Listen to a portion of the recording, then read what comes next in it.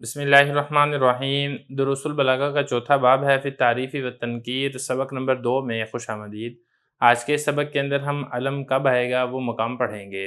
عبارت دیکھ لیں، وَأَمَّا الْعَلَمُ فَيُؤْتَىٰ بِهِ لِإِحْضَارِ مَعْنَاهُ فِي ذِهْنِ السَّامِعِ بِاسْمِهِ الْخَاصِ نَحْوُ وَإِذْ يَرْفَعُ إِبْرَاهِيمُ الْقَوَاعِدَ مِنَ الْبَيْتِ وَإِسْمَاعِيلُ وَقَدْ يُقْصَدُ بِهِ مَعَ ذَلِكَ أَغْرَاضٌ أُخْرَىٰ كالتعظيم في نحو ركب سيف الدولة والإهانة في نحو ذهب صخر والكناية عن معنى يصلح اللفظ له في نحو تبت يدا أبي لهب۔ ترجمہ دیکھ لیں، اور بہرحال علم اس کو اس مقصد کے لیے لایا جاتا ہے تاکہ سامع کے ذہن میں اس کو اس کے خاص نام کے ساتھ حاضر کیا جائے، جیسا کہ وَإِذْ يَرْفَعُ إِبْرَاهِيمُ الْقَوَاعِدَ مِنَ الْبَيْتِ وَإِسْمَاعِيلُ، اور کبھی اس کے ساتھ ساتھ دیگر اغراض بھی مقصد ہوتی ہیں، جیسا کہ تعظیم کے لیے آتا ہے جیسے راکب سیف الدولہ، اور توہین کے لیے جیسا کہ ذہب صخر، اور کسی ایسے معنی سے کنایہ کے لیے کہ لفظ اس معنی سے کنایہ بننے کی صلاحیت رکھتا ہو، جیسا کہ تبت یدا ابی لہب۔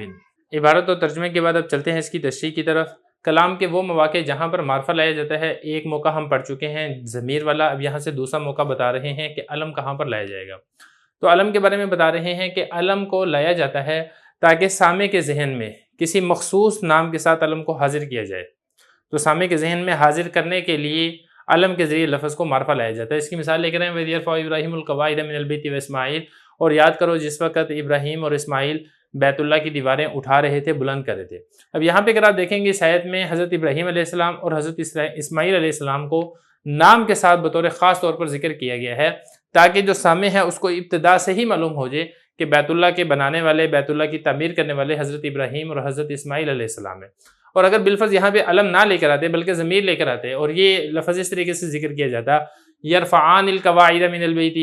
تو پھر اس وقت جو تھا سامع کے ذہن میں وہ جو مخصوص شخصیت تھی حضرت ابراہیم علیہ السلام کی، حضرت اسماعیل علیہ السلام کی، وہ حاضر نہ ہوتی۔ تو سامع کے ذہن میں حاضر کرنے کے لیے یہاں پر تخصیص کے ساتھ، وضاحت کے ساتھ نام کو ذکر کیا جا رہا ہے۔ وَقَدْ يُقْصَدُ بِهِ مَعَ ذَلِكَ أَغْرَاضٌ أُخْرَىٰ، یہاں سے بتانا یہ چاہ رہے ہیں کہ علم کو مین اور بنیادی مقصد تو اس کا یہی ہے کہ سامع کے ذہن میں خاص نام کے ذریعے سے اس کو حاضر کیا جائے، لیکن اس کے ساتھ ساتھ بعض اوقات دیگر اغراض اور دیگر مقاصد بھی ہوتے ہیں جس کی وجہ سے لفظ کو معرفہ لایا جاتا ہے علم کی صورت کے اندر۔ اس کی ایک مثال لے کر رہے ہیں جیسا کہ تعظیم،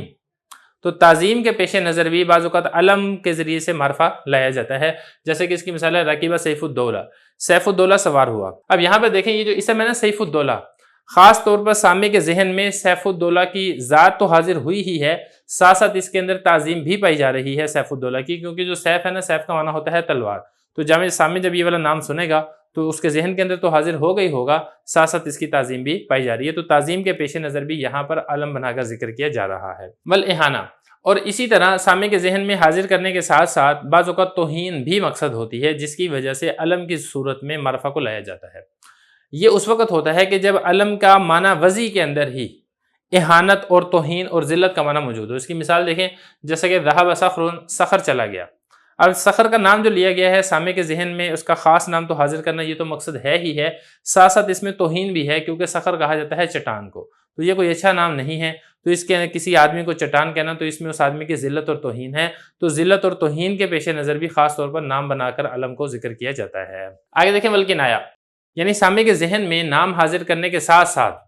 کسی ایسے معنی سے کنایہ کے غرض سے بھی علم لایا جاتا ہے کہ جس کے لیے علم صلاحیت اور قابلیت رکھتا ہے۔ اس کی مثال کیا ہے؟ اس کی مثال ہے جیسے کہ سورہ لہب کے اندر آتا ہے تبت یدا ابی لہب وتب، ابو لہب کے ہاتھ ٹوٹ گئے اور وہ خود بھی ہلاک ہو گیا۔ اب یہاں پہ دیکھیں جب کہا گیا نا ابی لہب،